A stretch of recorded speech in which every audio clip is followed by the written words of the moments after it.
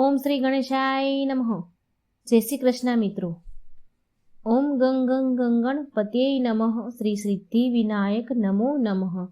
અષ્ટવિનાયક નમો નમઃ. ગણપતિ બાપ્પા મોર્યા. વિઘ્નહર્તા ગણપતિ દાદાની જય. ઓમ નમઃ શિવાય. મિત્રો, આજે આપણે સાંભળીશું ગણપતિજીએ તેમના મુખેથી સંભળાવી પિચાસને કથા. ગણપતિજીએ એક પિચાસ ભૂતને સંભળાવી હતી કથા અને તેને પિચાસ યોનિમાંથી મુક્તિ મળી ગઈ હતી.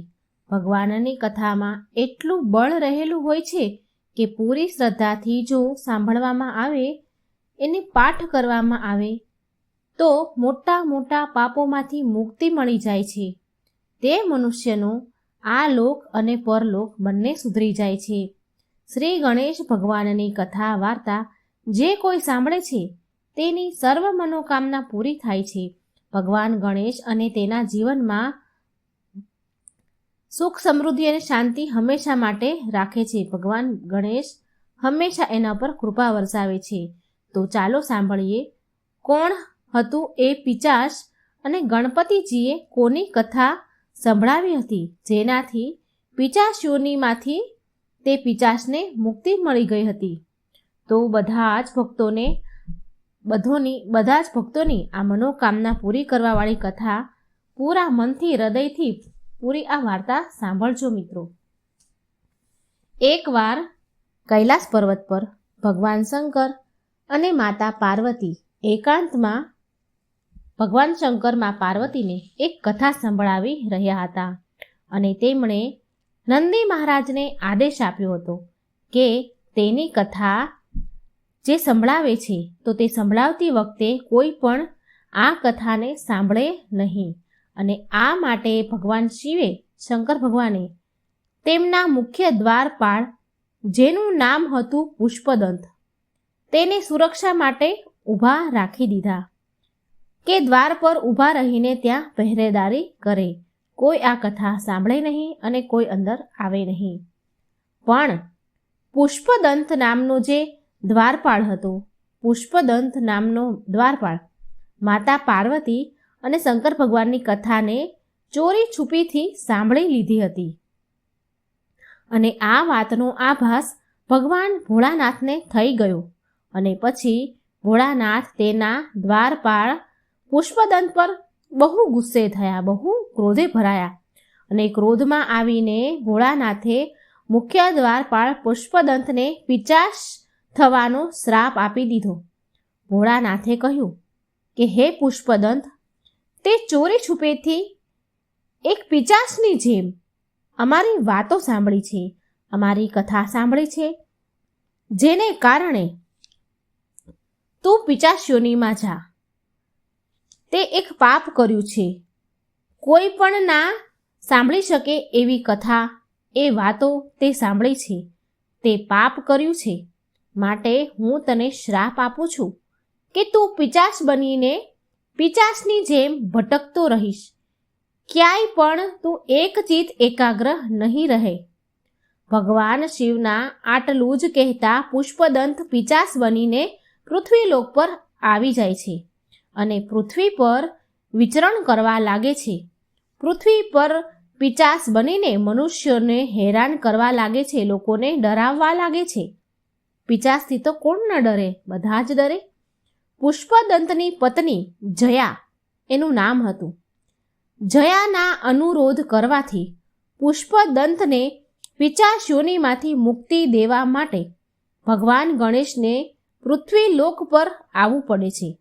પૃથ્વીલોક પર ભગવાન ગણેશ આવે છે અને પુષ્પદંત પિચાસને ભગવાનના ભક્તોની કથા સંભળાવે છે. હવે જે કથા ગણપતિજીએ પુષ્પદંતને સંભળાવી હતી એ કથા હું તમને કહેવા જઈ રહી છું. ભગવાન ગણેશે ખુદ એના મુખેથી પિચાસ યોનિમાં આવેલા પુષ્પદંતને આ કથા સંભળાવી હતી, જે હવે હું તમને સંભળાવવા જઈ રહી છું. પૂરા મનથી, હૃદયથી, આત્માથી આ વાત સાંભળજો. પ્રાચીન સમયની આ વાત છે. દક્ષિણ ભારતની તુંગભદ્રા નદીના તટ પર એક નગરમાં આત્મદેવ નામનો બ્રાહ્મણ એક વ્યક્તિ રહેતો હતો. તે આત્મદેવ બધા જ વેદોમાં પારંગત હતો. આત્મદેવની પત્નીનું નામ હતું ધૂંધળી.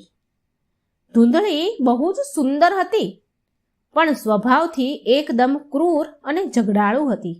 ઘરમાં બધા જ પ્રકારનું સુખ હતું, ધન વૈભવ બધું જ હતું, પણ આત્મદેવ તેની પત્નીથી તો દુઃખી હતા જ, પણ સાથે સાથે તેને કોઈ સંતાન ન હતું અને આ કારણે તે વધારે ને વધારે દુઃખી રહેતા હતા.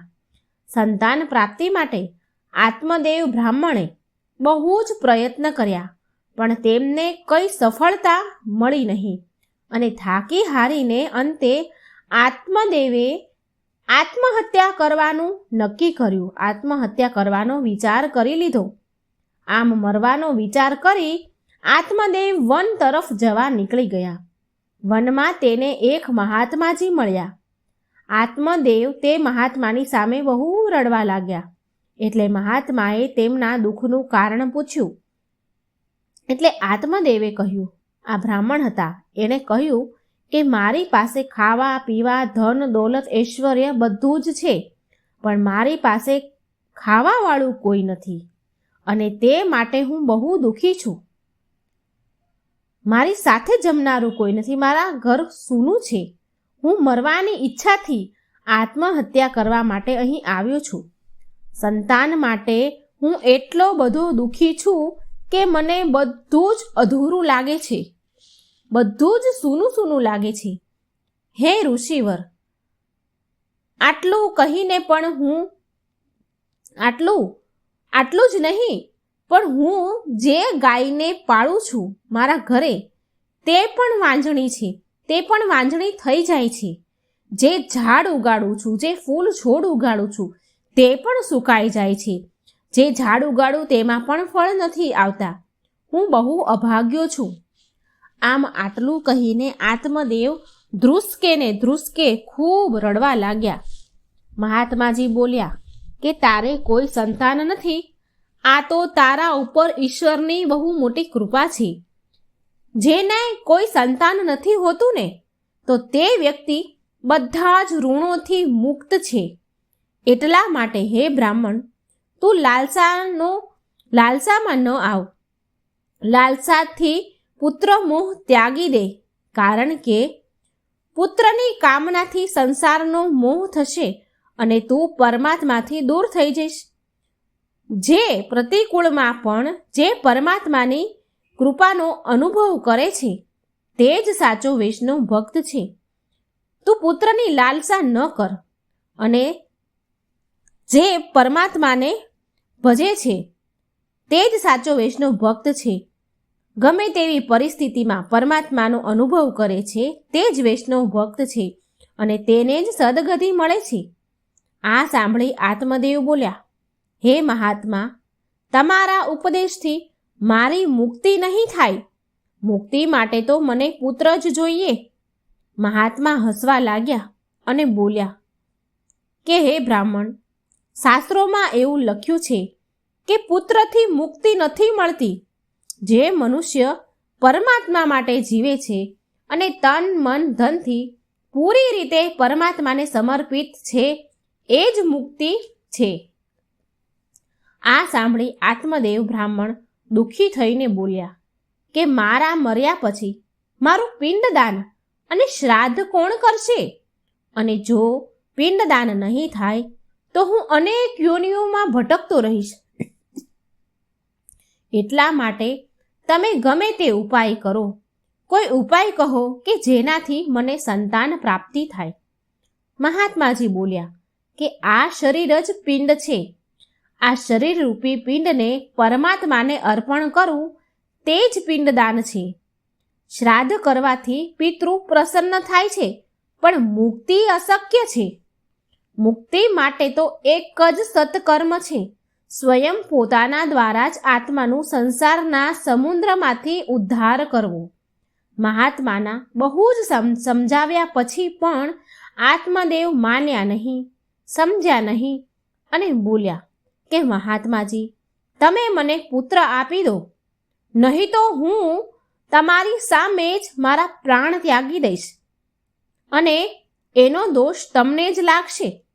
હવે આટલી બધી હઠ જોઈ, બહુ હઠ કરી આત્મદેવ બ્રાહ્મણે, અને આટલી બધી હઠ જોઈને આત્મદેવને આટલા બધા દુઃખી જોઈને મહાત્માએ તેને એક ફળ આપ્યું અને બોલ્યા કે ફળને તું તારી પત્નીને ખવડાવી દે છે. આ જે ફળ મેં આપ્યું છે એ દિવ્ય ફળ છે. આ ફળ તારી પત્નીને ખવડાવી દે છે તો તેને એક પુત્ર થશે. પણ તારી સ્ત્રીને, તારી પત્નીને 1 વર્ષ સુધી સાત્વિક જીવન જીવવું પડશે. જો તે આમ કરશે ને તો બાળક શુદ્ધ સ્વભાવનું થશે. આત્મદેવ રાજી થઈ ગયા અને રાજી ખુશીથી તે ફળ લઈને ઘરે આવ્યા અને તેની પત્ની ધૂંધળીને આ ફળ આપ્યું. પણ તેની પત્ની ધૂંધળી તો સ્વભાવે બહુ ક્રૂર, જબરી, એટલે તેણે આ ફળ ખાધું નહીં. લઈ તો લીધું પણ ખાધું નહીં. અને એમ વિચાર કરીને ફળ ન ખાધું કે અરે, ગર્ભ અવસ્થામાં તો બહુ કષ્ટ ઉપાડવા પડે, બહુ તકલીફ, બહુ પીડા વેઠવી પડે, અને તે બાળક આવશે અને તેનું લાલન પાલન કેવી રીતે કરીશ? આ તો બહુ અઘરું કામ છે. અને આ જો સુખદેવજી જેવું બાળક આવે અને હું 12 વર્ષ સુધી ગર્ભવતી રહીશ તો હું તો મરી જ જઈશ. આટલું બધું કેવી રીતે થઈ શકે મારાથી? ના ના ના, હું આ ફળ નહીં ખાઉં. ધૂંધળીએ આ ફળ ખાધું નહીં અને આ બધી વાત તેની નાની બહેનને કહી. ધૂંધળીની એક બહેન હતી, તેને કહી. એટલે તેની બહેને એક યુક્તિ કહી. તેની બહેન બોલી કે બહેન ધૂંધળી, હું ગર્ભવતી છું. હું થોડા મહિનાઓમાં બાળકને જન્મ આપીશ. તું એક કામ કર બહેન, હું તને મારું બાળક આપી દઈશ. તું આજથી જ ગર્ભવતી થવાનું નાટક ચાલુ કરી દે અને આ ફળને તારા ઘરની ગાય છે ને, જે વાંઝણી છે, તેને ખવડાવી દે. અને આપણે પણ જોઈએ કે મહાત્માજીએ જે આ ફળ આપ્યું છે તો આ ફળમાં શક્તિ કેટલી છે એ પણ ખબર પડી જશે. આમ ધૂંધળીએ અને તેની બહેને ષડયંત્ર રચ્યું અને ધૂંધળીએ ફળ તેના ઘરે જે ગાય હતી, જેને વાછડા થતા નહોતા, જે ગાયને તે પાળતી હતી, તેને આ ફળ મહાત્માનું જે આપ્યું હતું એ ખવડાવી દીધું. પછી ગર્ભવતી થવાનું ધૂંધળીએ નાટક ચાલુ કરી દીધું અને એ નાટક કરી તેના પિયર ચાલી ગઈ. અને આમ થોડો સમય વીત્યો એટલે ધૂંધળીની બહેનને એક પુત્ર થાય છે અને એ પુત્ર એની બહેને ધૂંધળીને આપી દીધો અને એ પુત્ર લઈને ધૂંધળી પાછી તેના સાસરે આવી જાય છે અને તેના પતિને કહ્યું કે મારે એક પુત્ર થયો છે. આત્મદેવની તો ખુશીનો કોઈ પાર ન રહ્યો. બહુ ખુશ થયા અને બહુ મોટો ભારે ઉત્સવ મનાવ્યો, નામકરણ સંસ્કાર કરાવ્યો. હવે પોતાનું નામ આત્મદેવ હતું એટલે તેના પુત્રનું નામ બ્રહ્મદેવ રાખવાનું વિચાર્યું. પણ ધૂંધળી તેની સાથે ઝઘડી કે મેં પુત્ર જન્મ આપ્યો છે તો નામ પણ મારે જ રાખવાનું ને, હું તમને નામ શું કામ રાખવા દઉં? આત્મદેવ બોલ્યા, હા ભાઈ, તું રાખી લે. ઠીક છે, તારે જે નામ રાખવું હોય એ રાખી લે. સ્વભાવે ઝઘડાળું હતી, એને કોણ પહોંચે? એટલે આત્મદેવે કહ્યું, તને જે કરવું હોય એ કર. ધૂંધળી બોલી કે મારું નામ ધૂંધળી છે ને તો મારા પુત્રનું નામ ધૂંધકારી પડશે. આમ તેના છોકરાનું નામ ધૂંધળીએ ધૂંધકારી રાખ્યું. અને ધૂંધળી જે ફળ ગાયને ખવડાવ્યું હતું ધૂંધળીએ, તે ફળના કારણે તે ગાયને 2 મહિના પછી એક મનુષ્યના બાળકને જન્મ આપ્યો. ગાયે મનુષ્યના બાળકને જન્મ આપ્યો. તેના કાન બહુ મોટા મોટા હતા, પણ આત્મદેવે તે ગાયના બાળકનું નામ એ મનુષ્ય જાતિનું થતું માટે એનું નામ આત્મદેવે ગૌકર્ણ રાખ્યું. હવે બંને મોટા થવા લાગ્યા, બંને બાળક મોટા થાય છે. ધૂંધકારી દુષ્ટ પ્રવૃત્તિનો હતો અને ગૌકર્ણ જે ગાયનું સંતાન હતું તે બહુ જ સાત્વિક, સાદો, પ્રવૃત્તિનો સરળ સ્વભાવનો હતો. ધુંધકારી બહુ દુષ્કર્મ કરતો હતો.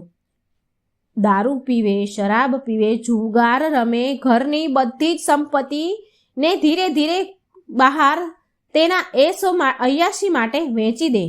ધીરે ધીરે ધુંધકારીએ બધી જ સંપત્તિ વેચી નાખી. જે આત્મદેવે ભેગી કરી હતી, જે કમાયા હતા, એ બધી જ સંપત્તિ ધુંધકારીએ વેચી નાખી. આ માટે તો જૂની કહેવત છે કે જો દીકરા સારા હોય તો સારું, જો દીકરા પુત્ર દુષ્ટ સ્વભાવના હોય, દુષ્ટ હોય, તો લોહી પરસેવાની જે કમાણી ભેગી કરી હોય ને એ બધી જ બરબાદ કરી નાખશે. અને જો પુત્ર સુપોત હોય, સારા હોય, તો મહેનત કરીને ધનમાં, સંપત્તિમાં વધારો કરે છે અને સમાજમાં નામ રોશન કરે છે. એક દિવસ બન્યું એવું, એક દિવસ ધુંધકારીએ તેના પિતા આત્મદેવને ખૂબ માર માર્યો. હવે દીકરાના આવા ત્રાસથી, એના આવા દુષ્ટ વર્તન, દુષ્ટ સ્વભાવથી, દુષ્ટ કર્મથી આ કારણે આત્મદેવ બહુ દુઃખી થવા લાગ્યા. તેમને બહુ દુઃખ થયું. હવે દીકરો પિતાને મારે તો કેમ દુઃખ ન થાય?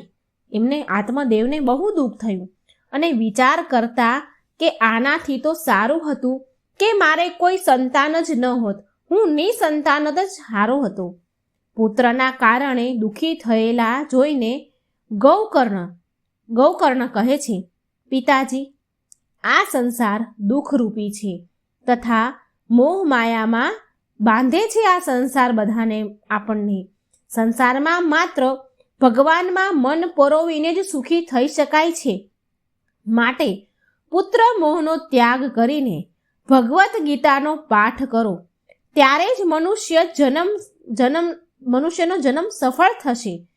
હે પિતાજી, તમે હવે ધુંધકારીના દુષ્કર્મ પણ ધ્યાન ન આપો અને વનમાં જઈને પ્રભુની આરાધના કરો.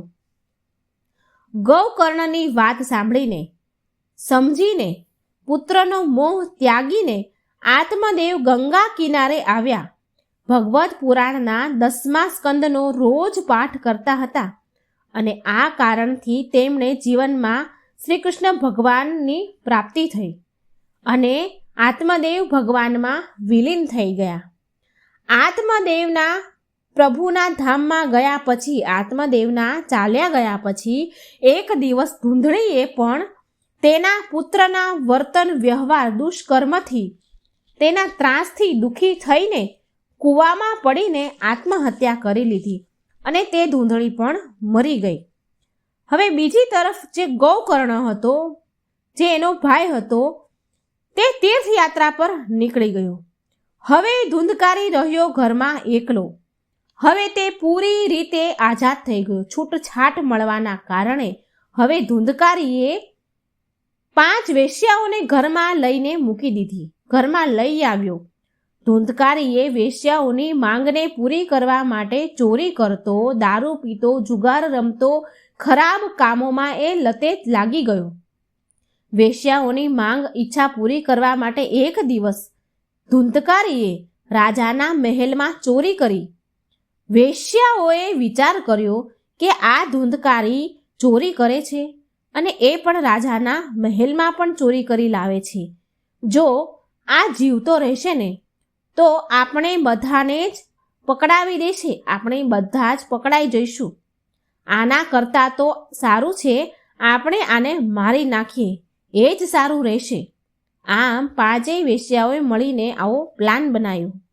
આમ વિચાર કરીને રાતે બધી વેશ્યાઓએ મળી રાતે સૂતેલા ધુંધકારીને દોરડાથી કસીને બાંધી દીધો અને સળગેલા કોલસા તેના મોંમાં નાખીને તેને તડપાવીને મારી નાખ્યો અને એના શરીરને ત્યાં જ ધરતી ખોદીને ત્યાં જ દાટી દીધો, ઘરમાં જ. ધુંધકારી તેના કુકર્મના કારણે ભયંકર પ્રેત બન્યો. જે પાપ કરે છે તેને પ્રેત યોનિમાં જવું જ પડે છે, પ્રેત બનવું જ પડે છે. ગૌકર્ણને જ્યારે તેના ભાઈના મૃત્યુની વાતની ખબર પડી તો ગૌકર્ણએ ગયામાં જઈને ધુંધકારીનું શ્રાદ્ધ કર્યું. છતાં પણ ધુંધકારીને મોક્ષ ન મળ્યો, તેનો ઉદ્ધાર ન થયો. હવે ધુંધકારી પ્રેત બનીને પ્રેત થયો એટલે ગૌકર્ણને એના ભાઈને ડરાવવા લાગ્યો. ગૌકર્ણ એટલા બધા ગાયત્રી મંત્રના જાપ કરતા હતા કે ધુંધકારી તેની પાસે આવી શકતો ન હતો. એક દિવસ ગૌકર્ણની પાસે ધુંધકારી પ્રેત યોની થઈને આવ્યો તો ગૌકર્ણએ પૂછ્યું કે તું કોણ છે? ત્યારે ધુંધકારી પ્રેત બોલ્યો કે હું તારો ભાઈ છું, ધુંધકારી છું. ભાઈ, તું બહુ દયાળુ છે, મને તું આ પ્રેત યોનીમાંથી મુક્તિ અપાવ.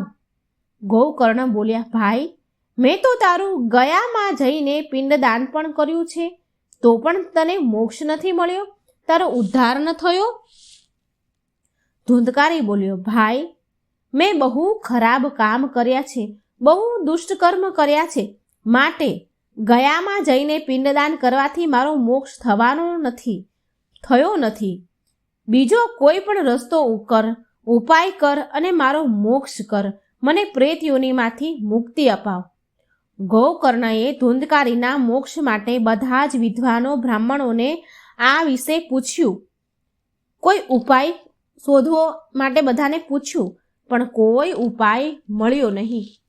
પછી ગૌકર્ણએ સૂર્યદેવને નમસ્કાર કર્યા અને કહ્યું, હે સૂર્યદેવ, તમે બધા જ કર્મોના સાક્ષી છો. અમે જે પણ કરીએ છીએ એ કોઈ જોવે કે ન જુએ, પણ ભગવાન તો જોઈ જ રહ્યા છે, કારણ કે સૂર્યદેવ અને ચંદ્રદેવ એ ભગવાનના બે નેત્ર છે, બે આંખો છે ભગવાનની. આપણે કોઈ બીજાથી ચોરી કરી કર્મ છુપાવીએ છીએ, પણ સૂર્યદેવ અને ચંદ્રદેવથી નથી છુપાવી શકતા. એ હરેક સમયના સાક્ષી છે, કર્મના સાક્ષી છે. સૂર્યદેવ અને ચંદ્રદેવ આ ભગવાનની ત્યાં સાબિતી આપે છે, ગવાહી આપે છે આપણા કર્મની. માટે સૂર્યદેવને ગૌકર્ણએ પૂછ્યું કે હે સૂર્યદેવ, તમે ધુંધકારી મારા ભાઈના કર્મના સાક્ષી છો, તો તમે જ કહો કે તેને આ પ્રેત યોનિથી મુક્તિ અને મોક્ષ કેવી રીતે મળશે? એટલે સૂર્યદેવે કહ્યું, આ પ્રેત ધુંધકારીને ભગવત સપ્તાહ સંભળાવ, તો જ આની મુક્તિ થઈ શકશે, બીજો કોઈ રસ્તો નથી. આના માટે ગૌકર્ણએ ભાગવત સપ્તાહનું આયોજન કર્યું. પ્રેત તો હવાના રૂપમાં હોય છે. સપ્તાહ આરંભ થવાની હતી એટલે ધુંધકારીએ વિચાર્યું કે હું ક્યાં બેસું? સપ્તાહમાં 7 ગાંઠવાળું વાંસ મૂક્યું હોય છે, એટલે પ્રેત ધુંધકારીએ તેમાં છુપાઈને તે બેસી ગયો. ઘણા લોકો ભાગવત સપ્તાહમાં 7 ગાંઠનો વાંસ મૂકે છે. જો એવી શંકા કે કોઈ સંદેહ હોય કે પરિવારનો કોઈ સદસ્ય પ્રેત થઈ ગયું છે, તો 7 ગાંઠનો વાંસ જરૂર લગાવવો જોઈએ. ભગવત કથા ચાલુ થઈ ગઈ. પહેલા દિવસની કથામાં પહેલા દિવસે ભગવત સપ્તાહના અધ્યાય પૂરો થયો, એટલે વાંસની 1 ગાંઠનો ભેદ પૂરો થયો. બીજા દિવસે બીજી ગાંઠનો ભેદ પૂરો થયો. આમ 7 દિવસમાં 7 ગાંઠના ભેદ પૂરો થયા. 7 દિવસની સપ્તાહ પૂરી થઈ. આમ 7 દિવસની કથા સાંભળીને ધુંધકારીએ દિવ્ય રૂપ ધારણ કર્યું અને ભગવાનના પાર્ષદ રૂપમાં પ્રગટ થયા અને તેને લેવા માટે ભગવાનનું વિમાન આવ્યું. આ પ્રકારે ભગવાન ગણેશે પુષ્પદંતને કહ્યું, હે પુષ્પદંત, આ કથાના અંતિમ ચરણમાં મહત્વપૂર્ણ વાત એ છે કે ભગવત કથા તો બહુ લોકોએ સાંભળી હોય છે, પણ માત્ર ધુંધકારીને લેવા જ ભગવાનનું વિમાન કેમ આવ્યું? તો આનો જવાબ છે પુષ્પદંત, બધા લોકો કથા સાંભળે છે, સાંસારિક સુખોને મેળવવા માટે કથા સાંભળે છે, અને ધુંધકારીએ પ્રેતે પૂરી શ્રદ્ધા, વિશ્વાસ, પ્રેમથી આ કથા ભાગવત ધામ જવા માટે સાંભળી હતી, અને એટલા માટે જ તેને લેવા માટે વિમાન આવ્યું. સંસારિક આનંદ કરતાં પણ ઉપર છે ભાગવત આનંદ. સંતોની વાતનો વિશ્વાસ કરીને આપણે પણ પ્રેમથી કથા સાંભળવી જોઈએ, જેનાથી આપણને પણ ભગવાનથી પ્રેમ થઈ જાય અને નિત્ય આનંદની પ્રાપ્તિ થાય. પ્રિય મિત્રો, ભગવાન ગણેશના મુખેથી ભગવાનના ભક્તની કથા સાંભળી પુષ્પદંત ફરી પિચાસ રૂપ યોનિમાંથી મુક્તિ તેમને મળી ગઈ, મુક્તિ મેળવી લે છે અને પહેલાંની જેમ જ પુષ્પદંત બની જાય છે અને હર્ષ ઉલ્લાસ સાથે ગણપતિજીને નમસ્કાર કરે છે અને ફરી ભગવાન ભોળાનાથની સેવામાં ચાલ્યા જાય છે. ભગવાન ભોળાનાથે પુષ્પદંતનું આદર સત્કાર કર્યો અને તેને ગળે લગાવ્યા અને જગતમાં તેનું નામ અમર થવાનો આશીર્વાદ આપ્યો. પ્રેમથી બોલો ગૌરી પુત્ર ગણેશની જય. જય ભોળાનાથ. મા લક્ષ્મી અને ગણપતિજીની કથા કહેવા જઈ રહી છું. મિત્રો, જય ગણપતિ દાદા, જય મા લક્ષ્મી. મિત્રો, એક સમયની વાત છે. એક નગરમાં એક બ્રાહ્મણ અને બ્રાહ્મણી રહેતા હતા. બંને એક ઘરના મંદિરમાં મા લક્ષ્મી અને ગણપતિજીની સ્થાપના કરી હતી. બ્રાહ્મણ નિત્ય નિયમથી તેમની સેવા પૂજા કરતા હતા અને બ્રાહ્મણી ભોજન બનાવતા અને ભગવાનને ભોગ અર્પણ કરતા હતા, થાળ ધરાવતા હતા. બ્રાહ્મણના ઘરે બસ એક જ વાતની કમી હતી કે બંને પતિ પત્ની નાની નાની વાતોમાં ઝઘડ્યા કરે, નાની નાની વાતોમાં બહુ નોકઝોક કરે. બ્રાહ્મણી જો ભોજન બનાવે ને તો બ્રાહ્મણને કહે, લો ભગવાનને થાળ ધરાવી દો. તો બ્રાહ્મણ પાછા ફરી બોલે કે તું જ થાળ ધરાવી દે ને, મેં તો પૂજા કરી લીધી ને, મેં પૂજા કરી છે તો તું થાળ ધરાવ. આમને આમ બંને અનબન કરે. જ્યારે ભગવાનને સોડાવવાનો સમય થાય કે આરતીનો સમય થાય તો બ્રાહ્મણ કહે, તું આરતી કરી લે, અને બ્રાહ્મણી બોલે કે તમે આરતી કરી લો ને. ભગવાનને સોડાવવાનો સમય રોજ થાય એટલે નાની નાની વાતમાં આ બંને જણા પતિ પત્ની ઘણી ઉંમર થઈ હતી અને બંને ઝઘડ્યા કરે. તમે કરો, પેલો કે તું કર, એમ કરી બંને નાની નાની વાતમાં નોકઝોક કરીને ઝઘડતા રહે. પણ તોય આમ ને આમ બંનેનું જીવન ગુજરી રહ્યું હતું. એક દિવસ કાર્તિક મહિનો હતો. દિવાળીનો શુભ પવિત્ર દિવસ હતો. બ્રાહ્મણીએ ભોજન બનાવ્યું અને બ્રાહ્મણને કહે છે કે લો ભગવાનને થાળ ધરાવી દો ને. આ વખત ફરીથી બંનેમાં નોકઝોક થવા લાગી. ફરીથી બંને એકબીજા સામે તત કરવા લાગ્યા. પેલો કે તું ધરાવી દે, પેલી કે તમે ધરાવી દો. આમ કરી બંને થાળ ધરાવવાના બાબતે દિવાળીના દિવસે લડી રહ્યા હતા. એટલે ગણપતિજી અને મા લક્ષ્મી કહે છે, એકબીજા સાથે વાતો કરે છે કે આ બંને બ્રાહ્મણ અને બ્રાહ્મણી તો બહુ જ નાની નાની વાતોમાં લડ્યા કરે છે. આપણે કોઈ બીજા ઘરે જઈએ, અહીંયાથી ચાલ્યા જઈએ, બીજા ઘરે જઈને આસન ગ્રહણ કરીએ. આમ ગણપતિજી લક્ષ્મીજીને કહી રહ્યા હતા. એટલે આમ લક્ષ્મીજી અને ગણપતિજી બ્રાહ્મણના ઘર છોડી અને ચાલ્યા જાય છે. પછી થોડે દૂર એક ઘરે પહોંચ્યા તો ત્યાં જોયું કે દેરાણી જેઠાણી એકબીજા સાથે લડી રહી હતી, ઝઘડી રહી હતી. ઘરનું આંગણું ગંદુ વાસી પડ્યું હતું. એઠા વાસણ પડ્યા હતા. આમ તેમ વાસણો હેઠા જૂઠા વેર વિખેર પડ્યા હતા. ભોજન પાણીના કોઈ ઠેકાણા નહોતા, કોઈ વ્યવસ્થા જ હતી નહીં. લક્ષ્મીજી બોલ્યા ગણપતિજીને, આ ઘરે તો હું બિલકુલ નહીં રહું. પછી ત્યાંથી લક્ષ્મીજી અને ગણપતિજી બીજા ઘરે ગયા તો વહુ અને સાસુ એકબીજા સાથે લડી રહી હતી. બીજા ઘરે ગયા ત્યાં પણ સાસુ વહુ લડી રહ્યા હતા. ત્યાં પણ ગંદા વાસણ, કચરો, કપડાં, વાસી બધું એમને એમ જ પડેલું હતું. ત્યાં પણ જમવાના, ખાવા પીવાના, ભોજન પાણીના કોઈ ઠેકાણા ન હતા. એટલે લક્ષ્મીજી અને ગણપતિજી ત્યાંથી પણ ચાલ્યા ગયા. લક્ષ્મીજી અને ગણપતિજી હવે આવ્યા ત્રીજા ઘરે. ત્રીજા ઘરે આવ્યા તો નણંદ ભાભી એકબીજા સાથે ઝઘડી રહી હતી. એટલે આ જોઈને ગણપતિજી અને લક્ષ્મીજી ત્યાંથી પણ ચાલ્યા ગયા.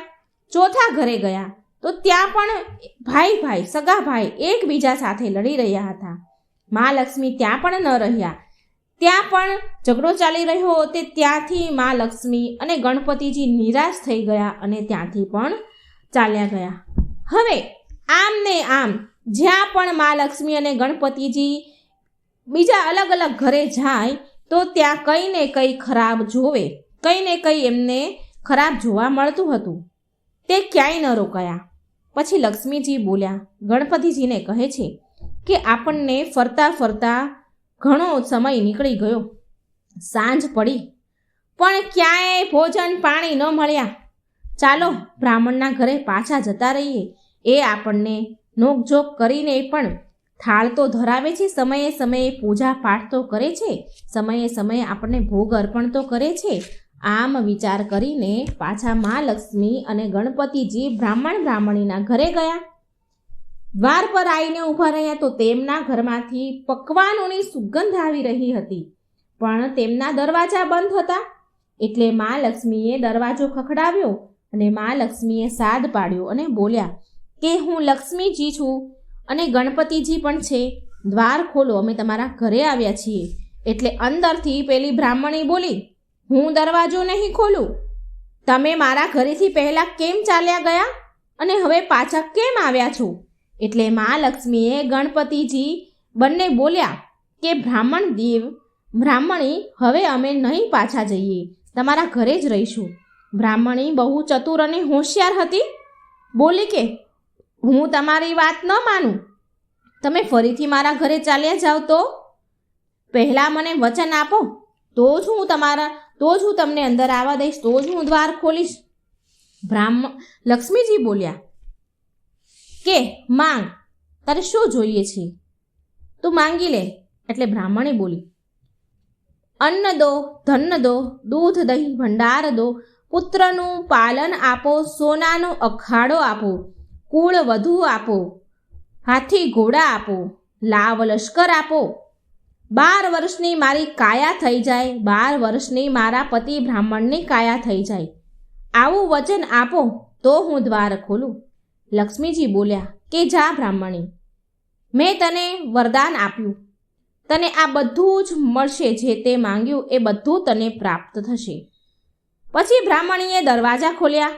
ગણપતિજી અને લક્ષ્મીજી અંદર પ્રવેશ કરે છે અને બ્રાહ્મણીને મા લક્ષ્મી કહે છે, તે તો અમને છેતરી લીધા, પણ જા, તને બધું જ મળશે, પણ તારે એક વાતનું હંમેશા ધ્યાન રાખવું પડશે.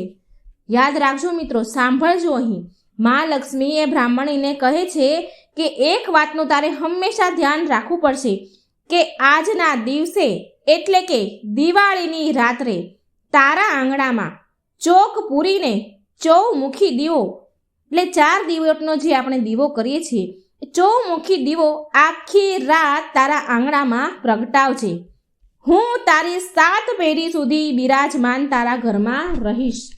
આટલું કહીને ગણપતિજી અને લક્ષ્મીજી બ્રાહ્મણના ઘરમાં પાછા મંદિરમાં બિરાજમાન થઈ ગયા અને તેમની કૃપાથી બ્રાહ્મણના ઘરે સુખ સંપત્તિ સમૃદ્ધિ આવી ગઈ. હે ગણપતિજી મહારાજ, હે માતા લક્ષ્મી, હે મહાલક્ષ્મી, જેવી કૃપા તમે એ બ્રાહ્મણ અને બ્રાહ્મણી પર કરી, એવી જ કૃપા આ કથા કહેનાર, સાંભળનાર અને હોકારો ભરનાર બધા જ પર તમે રાખજો. જય ગણપતિ દાદા, જય મા લક્ષ્મી. વિઘ્ન હર્તા દેવ, વિઘ્ન વિનાશક દેવ શ્રી ગણેશ, ગૌરી પુત્ર ગણેશની આપણે વાર્તા સાંભળીશું. પૂરા મનથી, ધ્યાનથી, શ્રદ્ધાપૂર્વક આ વાર્તા સાંભળજો. ભગવાન આપણા બધા જ દુઃખ દૂર કરી અને સુખ આપશે. પુણ્ય પ્રદાન કરનારી, વિઘ્ન હરનારી, શ્રી મંગલકારી આપણે આ વાર્તા સાંભળીશું. ઓમ ગં ગં ગણપતિ નમઃ. વક્રતુંડ મહાકાય સૂર્યકોટિ સમપ્રભમ નિર્વિઘ્ન કુરુ મે દેવમ સર્વકાર્યેષુ સર્વદા. ભગવાન ગણેશ વિડીયો જોનાર, વાર્તા સાંભળનાર બધા જ ભક્ત મિત્રોની બધી જ તકલીફો, દુઃખ દૂર કરે, સુખ આપે, સારું સ્વાસ્થ્ય આરોગ્ય આપે, એવી મારી શ્રી ગણેશ પ્રભુને પ્રાર્થના છે. તો ચાલો આપણે સાંભળીએ. ભાદરવા મહિનાની સુદ ચોથ. આ દિવસ ગણેશ ચતુર્થી, ગણેશ ચોથ અથવા ગણપતિ ચોથના નામથી ઓળખાય છે. આ દિવસે વ્રત કરનારે ગણપતિ ચોથના નામથી મૂર્તિ બનાવી, ફૂલ, ચોખા, ધૂપ, દીપ અને નૈવેદ્ય ધરાવી ગણપતિજીનું પૂજન કરવાનું. નૈવેદ્યમાં ભગવાનને લાડુ અતિ પ્રિય છે, તેથી લાડુ બનાવી ધરાવવાના, પછીથી પૂજન કરવાનું. વ્રત કરનારે આ દિવસે એક વખત જમીને એક ટાણું કરવાનું. આખો દિવસ ભજન કીર્તનમાં પસાર કરવાનું. ત્યાર પછી બીજે દિવસે એટલે કે પાંચમે ગણપતિજીની મૂર્તિને જળમાં પધરાવી મોડું ભોજન લેવું. બ્રાહ્મણોને દાન દક્ષિણા શક્તિ ભક્તિ અનુસાર શક્તિ મુજબ અન્નદાન વસ્ત્રદાન કરવું. ગણપતિ મહારાજ શંકર ભગવાનના અને માતા પાર્વતીજીના પુત્ર કાર્તિક સ્વામીના ભાઈ છે. ઉંદર એમનું વાહન છે. રિદ્ધિ સિદ્ધિ તેમને વરેલી છે. કોઈ પણ સારો પ્રસંગ હોય, ધાર્મિક પ્રસંગ હોય તો ગણપતિજી મહારાજની પહેલી પૂજા કરવી પડે છે. રીઝે તો લાડુ આપે અને ખીજે તો સૂંઢ ફટકારે એવા આ ગણપતિ મહારાજ સર્વ દેવોમાં આ એક જ દેવ એવા છે કે પોતાના હાથમાં શસ્ત્ર રાખે નહીં, પરંતુ લાડુ રાખે. એક દિવસ ગણપતિજી દેવલોકમાં કૈલાસ જતા હતા.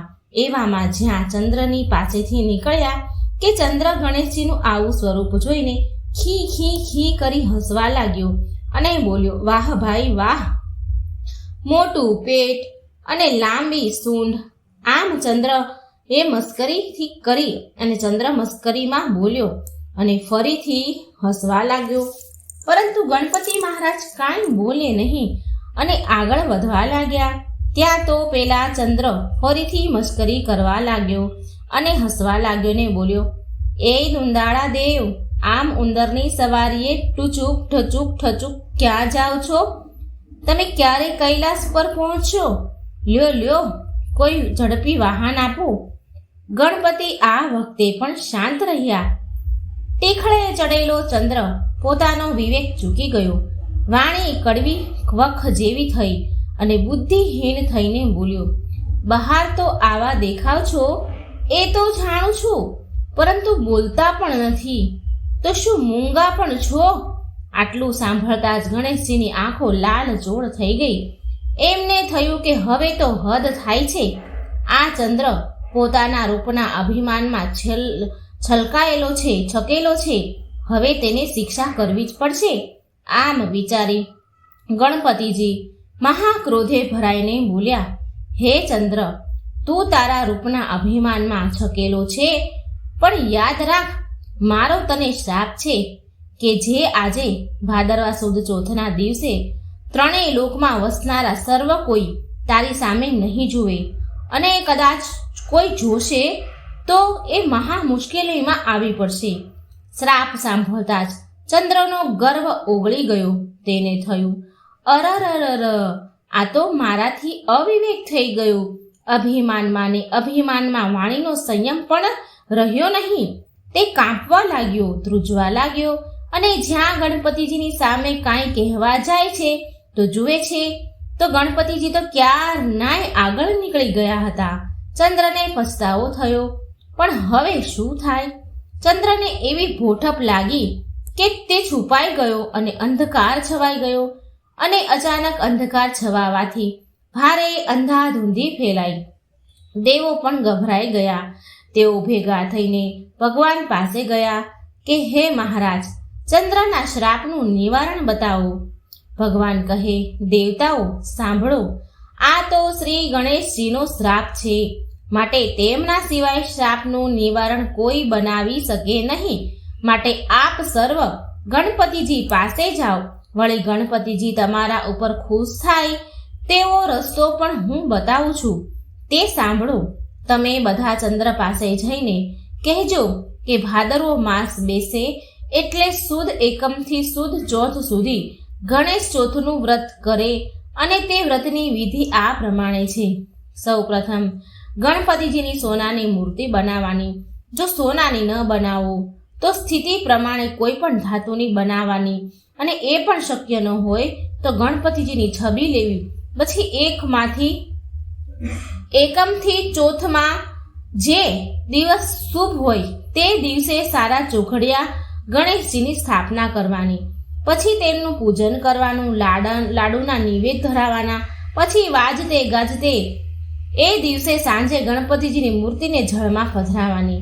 એ દિવસે બ્રાહ્મણોને જમાડવા, દાન કરવું. આમ કરવાથી ગણપતિજી મહારાજની કૃપા ચંદ્ર ઉપર થશે. ગણપતિજી મહારાજ તેના ઉપર પ્રસન્ન થશે અને શાપનું નિવારણ થશે. દેવતાઓના કહેવાથી ચંદ્રએ ગણેશજીના ચોથનું વ્રત કર્યું. વિધિ પ્રમાણે વ્રત કર્યું અને ગણપતિજીએ તેના ઉપર પ્રસન્ન થયા. ચંદ્રએ ગણપતિજીની ક્ષમા માંગી ત્યારે ગણેશજીએ એની ઉપર કૃપા કરી કહ્યું, હે ચંદ્ર, તું મારા શ્રાપમાંથી તો સંપૂર્ણ રીતે મુક્ત નહીં જ થાય, પણ તે મારું વ્રત કર્યું છે, તેથી હું તારા ઉપર પ્રસન્ન થયો છું અને તેથી હું તને આપેલા શ્રાપને હળવો બનાવું છું. આજથી જે મનુષ્ય ભાદરવા સુદ બીજના ચંદ્રનું દર્શન કરીને પછી સુદ ચોથના ચંદ્ર દર્શન કરશે તો તેને કોઈ પણ જાતની મુશ્કેલી નહીં આવે, પણ ફક્ત સુદ ચોથના દિવસે જે દર્શન કરશે તો તેને મુશ્કેલીઓ આવ્યા વગર નહીં રહે. અને આજ પછી ભાદરવા સુદ ચોથના દિવસે વિધિપૂર્વક જે કોઈ મારું વ્રત કરશે તેના ઉપર હું પ્રસન્ન રહીશ અને તેના સંકટનું હું નિવારણ કરીશ.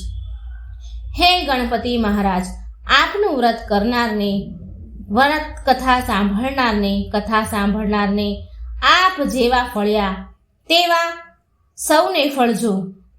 બોલો ગણપતિ મહારાજની જય. ગજાનન ગણપતિ મહારાજની જય. મિત્રો, વાર્તા સારી લાગે તો લાઈક શેર કરજો, ચેનલ સબસ્ક્રાઈબ કરજો અને કોમેન્ટ બોક્સમાં જય શ્રી ગણેશનું નામ જરૂર લખજો. જય શ્રી કૃષ્ણ. રાધે રાધે. Thank you.